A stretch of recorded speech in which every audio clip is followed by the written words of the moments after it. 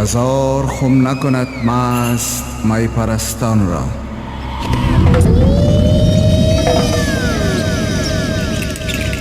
قلبي على قلبي چنان که ذره خاک وطن پرستان را.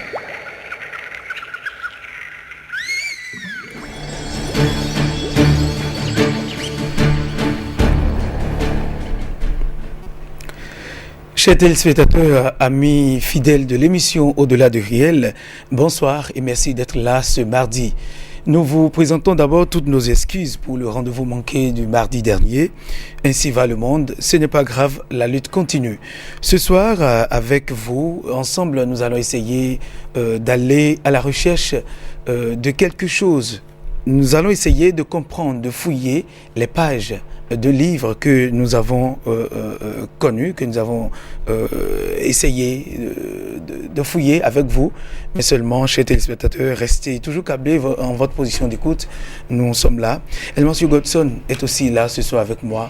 Ensemble, on va essayer de voir comment est-ce qu'on pourra parler de ce document, de ce précieux livre que nous avons ramené pour vous. Monsieur Godson, bonsoir. Oui, Théodule Roussa, bonsoir. Bonsoir à ceux qui nous suivent en ce moment. C'est vrai que la dernière fois, nous avons manqué un rendez-vous, mais c'est important de manquer parfois des rendez-vous parce que ça permet de voir l'importance et la valeur de ce qui se fait. Et je crois qu'aujourd'hui, nous sommes avec vous comme tous les autres mardis à venir. Et c'est vrai, Théodule l'a si bien annoncé, que je ne sais pas si je dois ajouter quelque chose. Nous avons l'honneur de vous présenter un livre. Nous avons l'honneur de vous présenter un livre, certes, mais nous avons aussi l'honneur de vous présenter d'abord un auteur, quelqu'un que vous connaissez déjà, quelqu'un qui a fait ses preuves, quelqu'un en qui vous avez certainement confiance, quelqu'un qui, de par ses interventions sur l'émission Au-delà du réel, qui, de par ses interventions sur d'autres chaînes de la place, a prouvé qu'il est un homme spirituel et qui décide aujourd'hui de vous présenter une de ses œuvres. Chose étonnante, peut-être nous allons découvrir avec lui aujourd'hui le contenu de ce bouquin et je pense que sur Au-delà du réel, il est vraiment bien de temps en temps de changer le plateau. C'est ça. Oui, c'est bien ça, de changer le plateau, parler un peu de ces œuvres que des amis, des Béninois ont eu la chance d'écrire avec, de par leur connaissance, leur gnonsologia. Nous sommes sur ce plateau avec quelqu'un de très connu, que vous connaissez très bien chez téléspectateurs. Il a pour nom monsieur professeur Hippolyte Fatombi. Bonsoir. Bonsoir Théodule. Un habitué du plateau de l'émission Au-delà du réel. Oui, je dis bonsoir à toutes vos téléspectatrices et téléspectateurs. Je suis très honoré d'être reçu ce soir pour présenter ce livre intitulé Alchimie interne par les 72 anges de la Kabbale. Oui. Alchimie interne par les 72 anges de la Kabbale. Qu'est-ce que c'est et pourquoi, M. Godson? Oui, je crois que d'abord, même si nous connaissons l'invité, il serait beaucoup plus important que l'invité se présente à nouveau qu'il se présente aussi sous le nom sous lequel on va le connaître à travers ce livre, M. Hippolyte Fatombi. Oui. Qui êtes-vous? Je suppose que je ne vous connais pas. Oui. À l'état civil, je suis Hippolyte Fatombi. Mais mon maître, que j'appelle Kabbaleb, m'a donné le nom de Guérachel dans l'exercice de mes fonctions spirituelles. Donc, vous allez d'ailleurs voir sur le livre Kabbaleb et Guérachel. Kabbaleb parce que c'est le maître. J'ai reçu de lui une formation. Et je pense que pour un premier ouvrage, je me dois de me coiffer, de me protéger par ce nom. Et bien que par la suite, je pourrais écrire sous le pseudonyme de Guérachel. Voilà pourquoi il y a deux auteurs sur ce livre, Kabbaleb et Guérachel. Mais Kabbaleb n'est plus de ce monde depuis 1991. Mais ses œuvres continuent et nous avons pas mal d'étudiants à travers le monde. Et parmi lesquels je suis un de ces étudiants. Ben, Monsieur Hippolyte Fatombi, qu'est-ce qui vous a poussé réellement à écrire ce livre? Ben, c'est d'abord parce que nous avons constaté que beaucoup de chercheurs veulent certaines connaissances qui leur permettent de travailler régulièrement. Un livre très pratique qui leur permet d'entrer dans l'engrenage en quelque sorte de l'énergie cosmique. Donc, faute d'informations, beaucoup de personnes font bien sûr fausse route. Nous avons pensé leur donner des ouvrages, un ouvrage assez pratique qui leur permet de trouver tous les éléments, ou bien la plupart des éléments dont ils ont besoin dans leur quête intérieure. Donc, le livre est intitulé Alchimie, bien sûr. Et vous allez voir que dans Alchimie, il y a ce qu'on appelle chimie, la chimie, qui est tout simplement le mélange de certains réactifs qui donnent des produits à la fin. Et dans le monde spirituel également, il y a ce qu'on appelle la chimie et l'alchimie spirituelle, qui consiste en fait à partir d'un état de conscience peu éclairé à un état de conscience plus éclairé. C'est aussi une transformation. Et pour que nous passions d'un état de conscience peu éclairé à un état de conscience plus éclairé, il faut l'intervention divine. Et bien sûr, les anges seront ces intermédiaires-là, et c'est par eux que nous allons bien sûr pouvoir travailler de façon scientifique. Et parce que très souvent on pense que la spiritualité n'est pas quelque chose de quantifiable, mais nous pouvons montrer que la spiritualité aujourd'hui doit être quelque chose d'intellectuellement accessible. Oui. Donc ce livre est essentiellement spirituel, il n'y a rien que de la spiritualité. Essentiellement spirituel. Pour ceux qui cherchent un épanouissement intérieur, ils pourront trouver dans ce ouvrage matière à travailler, à exploiter. Voilà. Maintenant, les anges, pourquoi est-ce que les anges, est-ce que vous pouvez essayer d'expliquer très rapidement aux téléspectateurs les anges, qui sont-ils et quel est leur rôle en réalité?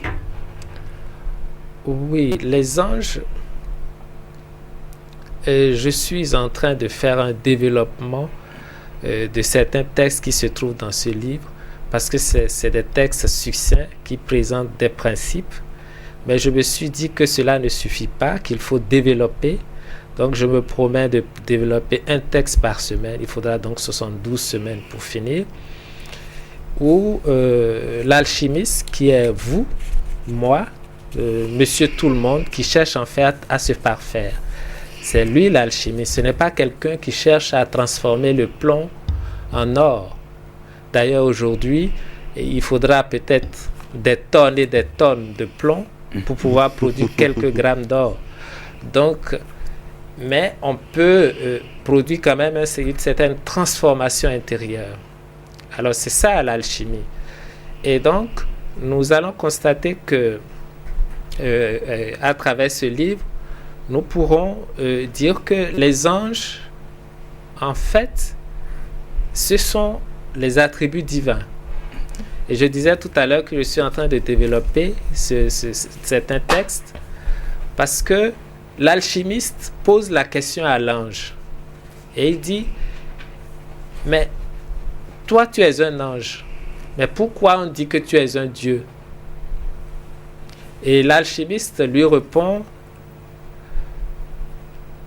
la plupart des êtres humains pensent que Dieu a plusieurs vertus, plusieurs visages, plusieurs qualités. Mais je voudrais surtout que tu saches que je suis un de ces visages, une de ces vertus, un de ces principes. D'ailleurs, n'est-il pas dit que vous êtes des dieux? Toi aussi, tu es un dieu. Et l'alchimiste de lui poser la question, mais pourquoi je suis obligé de faire tant d'efforts pour manifester ce que je suis, c'est-à-dire Dieu? Et l'ange lui répond, parce que ton mental dit que tu n'es pas un Dieu. Et il dit, si mon mental dit que je ne suis pas un Dieu, et si désormais j'accepte d'être Dieu? Alors l'ange lui répond, à partir de ce moment, tu commenceras à manifester des vertus. Et l'alchimiste lui répond, mais quelle serait la première deux vertus que je vais manifester? Et l'ange lui répond, d'abord l'humilité et l'amour. Et cela en toutes circonstances. Donc c'est pour dire que ce qu'on appelle un ange, c'est un aspect de Dieu. C'est un visage de Dieu incarnant un attribut particulier. Quand je dis Dieu est amour, Dieu n'est pas qu'amour. À partir du moment où on dit Dieu n'est plus ce qu'il est. Dieu est amour, mais il est plus qu'amour. Mais ce visage que nous appelons amour, on va lui donner un nom. Et le nom de l'ange, c'est comme un code, une vibration particulière. Lorsque nous prononçons ce mot, nous mettons en mouvement autour de nous les 4 éléments qui produisent des circonstances de manifestation de l'attribut divin correspondant.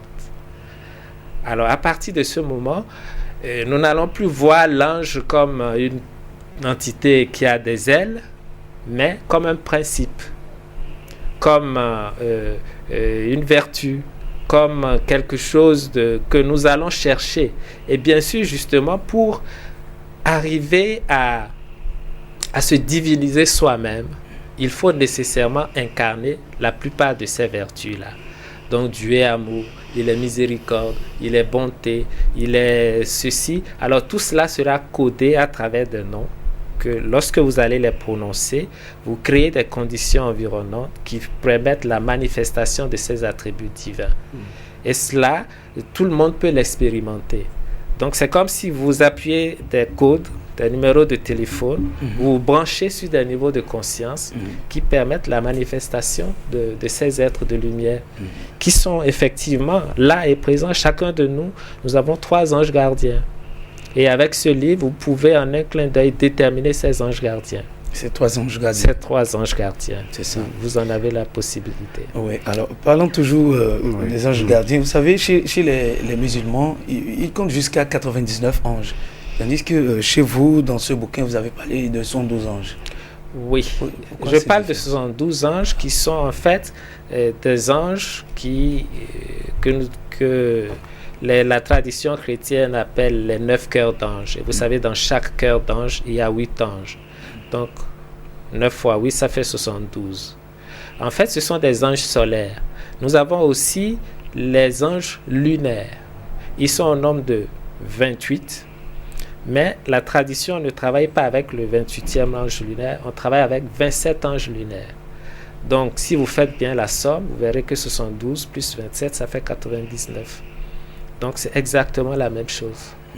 Et dans la tradition musulmane, il y a aussi 100 attributs divins, c'est-à-dire à travers tous les noms attributs divins, il y a un 100e qu'on ne prononce pas et qui est bien connu sous le nom de Allah. Donc, c'est exactement la même chose. Oui. Pas sous le nom de Allah directement, mais peut-être pas prononçable. Oui, parce que en fait, les musulmans, ils parlent de 99 noms secrets de Dieu. C'est ça. Oui, c'est vrai. Mais Monsieur Hippolyte Fatoumbi, vous avez parlé d'un alchimiste. Pourquoi dit-on souvent, et vous l'avez précisé dans votre bouquin, pourquoi dit-on qu'un alchimiste est un amoureux de Dieu? Un alchimiste est un amoureux de Dieu parce que c'est quelqu'un qui est en quête permanente de la perfection. À travers tout ce qu'il fait, à travers tout ce qu'il dit. Bien sûr, en tant qu'être humain, nous ne sommes pas parfaits. Mais lorsqu'on se dit alchimiste, c'est-à-dire lorsque nous voulons quitter notre état d'état de conscience peu éclairé vers un état de conscience plus éclairé, et ceci chaque jour beaucoup plus éclairé, on doit aimer Dieu, aimer le divin en soi. Mais très souvent, nous, êtres humains, ce qu'on aime en fait, c'est pas Dieu, c'est notre personnalité objective, c'est notre ego, notre petit ego, ce qu'on aime. À partir du moment où nous allons commencer à être de véritables amoureux de Dieu, nous allons voir que beaucoup de choses vont changer. Mais l'alchimiste doit être d'abord un amoureux de Dieu. Un amoureux de Dieu. Alors, en quoi consiste réellement pour un alchimiste le fait, c'est-à-dire cet accomplissement humain et un accomplissement divin. Parce que vous avez parlé tout à l'heure d'un ange, vous avez donné l'exemple de l'ange qui répondait donc à l'alchimiste, et l'alchimiste qui posait des questions à son ange gardien pour demander, mais si je suis Dieu, pourquoi est-ce que je n'y arrive pas tout de suite? Et l'ange arrive à travers des réponses progressives à lui faire prendre conscience de ce qu'il est réellement. Alors ça veut dire que il y a fondamentalement un travail humain et un travail divin certainement. Alors en quoi consistent les deux? Le travail humain, c'est d'abord ce désir constant d'aimer Dieu, et ensuite il faut s'apprêter, bien sûr, à vouloir entrer dans ce que je vais appeler ce moule d'énergie cosmique. Vous savez, le rôle important du soleil, le soleil joue un rôle très très important. Et vous savez que c'est lorsque le soleil se trouve dans certaines zones dans le cosmos, dans le zodiaque céleste, qu'il commence à pleuvoir, qu'il fait chaud. C'est lorsqu'il arrive exactement au même endroit que l'harmattan arrive. Donc le soleil nous envoie des informations à travers le cosmos. Mais le zodiaque est formé d'une bande d'êtres célestes qui entourent notre sphère, sans lesquels, sans leur apport d'énergie, l'homme ne saurait vivre. On ne pourrait rien faire. Alors le soleil est tout simplement chargé d'irradier les vibrations de ces êtres-là.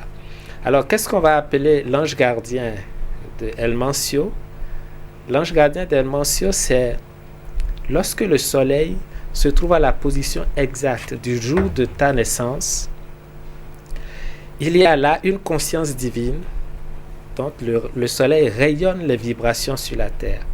Et quand l'enfant, le bébé Godson est né, il a inspiré pour la première fois cette énergie qui se sont imprimées dans toutes ses cellules. El Mancio aura donc un caractère, une personnalité reliée à l'être divin qui se trouve dans la partie céleste au moment de la naissance d'El Mancio. Vous allez constater que quand on dit que les béliers, les natifs de bélier sont très chauds, inévitablement tous ceux qui sont nés dans cette bande céleste sont des gens très chauds parce qu'ils ont reçu l'énergie de démarrage, l'énergie d'impulsion. Donc l'ange gardien, en fait, c'est cet attribut divin que nous incarnons. Et donc s'il y a un ange gardien, il y a des autres célestes où Dieu opère la guérison. Donc si le soleil arrive là et qu'un enfant naît en ce moment, cet enfant sera un guérisseur naturel. Ça veut dire quoi? Lorsqu'il passe à côté de vous et que vous êtes malade, il vous laisse un peu de son fluide et vous vous sentez mieux parce qu'il irradie tout ce qui sort de lui. Ce sont des émanations du Dieu guérisseur, de l'être divin qui guérit. C'est comme ça que nous avons tout ce qu'on appelle des dons, des qualités que chacun de nous avons et qu'il faut chercher à connaître. Parce qu'il y a des gens qui ont, par exemple, le pouvoir de créer par la parole. Imaginez-vous ceux-là qui, sans le savoir, passent leur temps à dire n'importe quoi.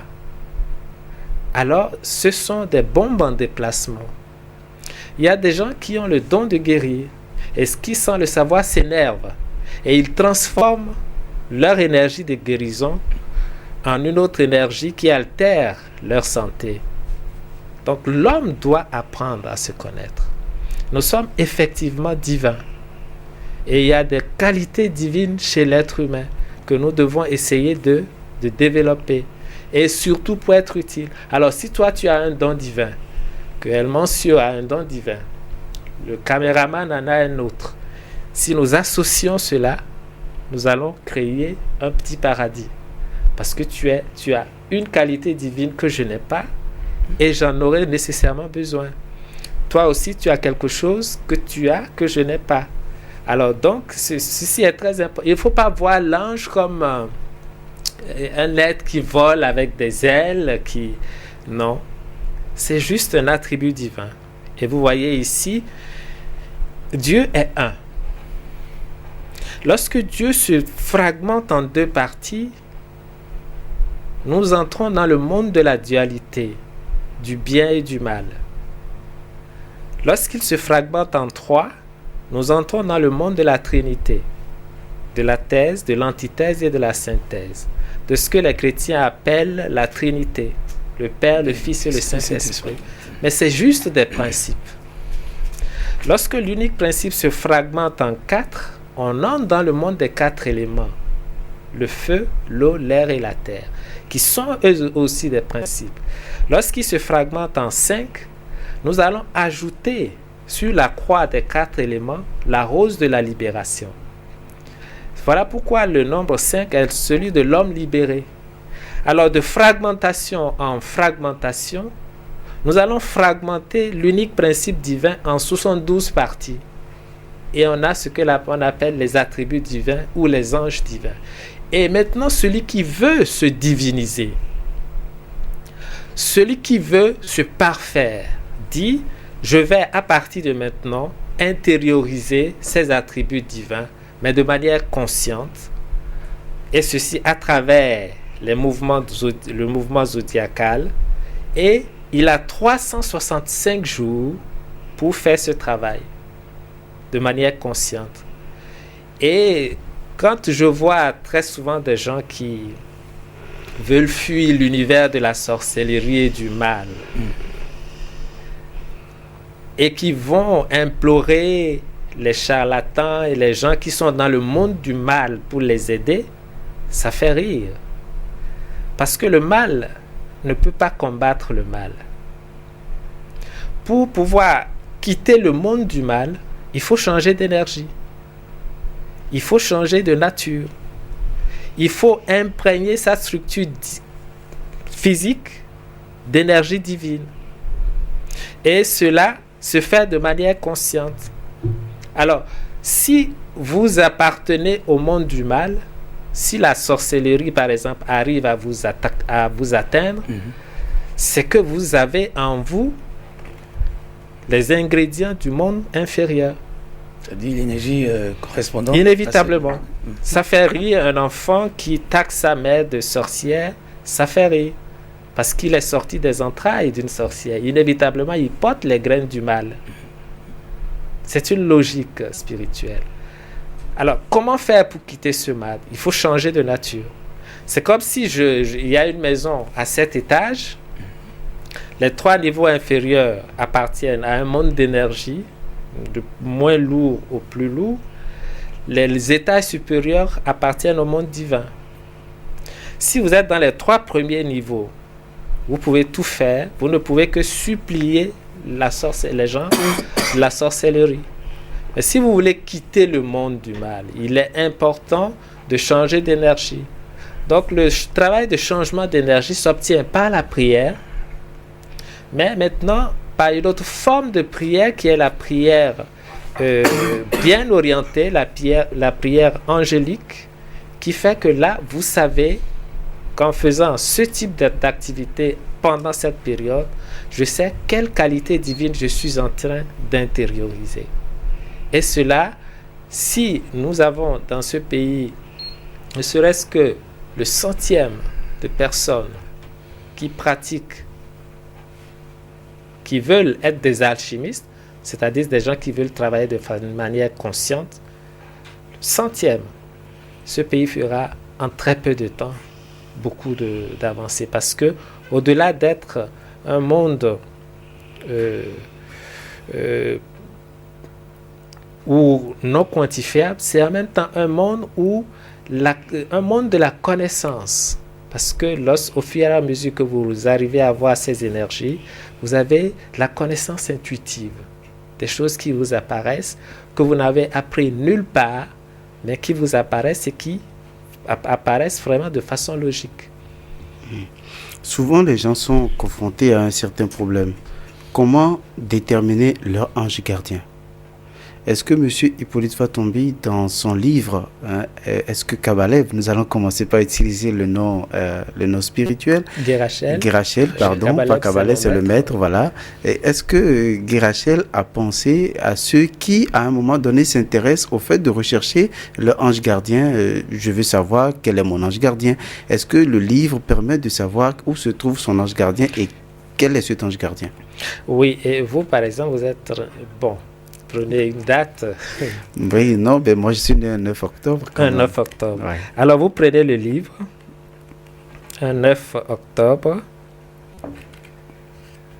À quelle page?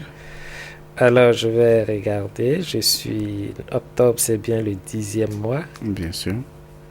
Dis-moi.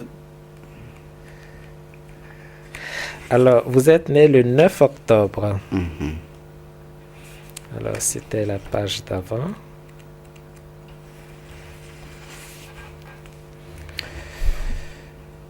Alors,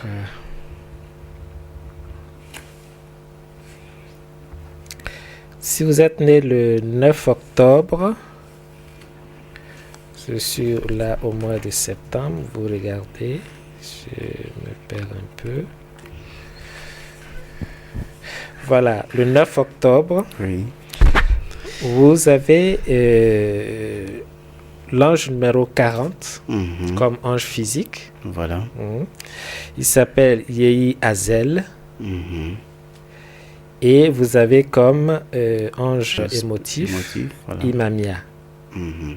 Ensuite, pour trouver le troisième ange gardien, il faut que je connaisse votre heure de naissance. Mhm, d'accord. Donc, il y a un tableau dans ce livre qui, Voilà. en fonction des heures de naissance, vous permettent de déterminer le troisième ange. Mhm, d'accord. Par rapport à l'ange physique, son nom veut dire quoi, Monsieur Fatombi? Certainement, vous avez donné l'explication. Oui, Mhm. c'est Dieu qui console. Ok. Oui. Alors, vous avez, et par rapport à l'ange émotif, Mhm. et expiation des erreurs, c'est-à-dire Ok. l'ange qui permet de reconnaître ses erreurs Oui. et de les dépasser. Mhm. Oui.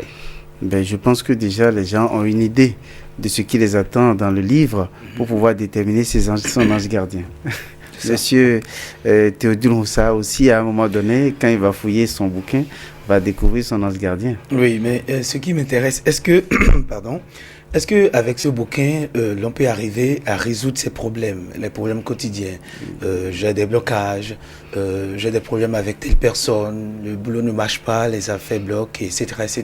Est-ce qu'avec ce bouquin, on peut arriver à régler ce problème? Oui, il faut mieux préciser, est-ce qu'avec les anges, Les anges? je pense que c'est important, ce bouquin parle des anges. Et est-ce qu'avec les anges, on peut arriver réellement à régler le problème? Parce que apparemment, je dis bien apparemment, la plupart des Béninois ont beau supplier des anges, ont beau supplier même des saints, mais les problèmes, les solutions aux problèmes n'interviennent pas. Il faut être tout à fait réaliste. Est-ce que M. Fatombi, de façon pratique, a donné l'opportunité aux Béninois aujourd'hui, grâce à sa connaissance des anges, de résoudre les problèmes quotidiens? Parce que c'est ce qui est important, je crois.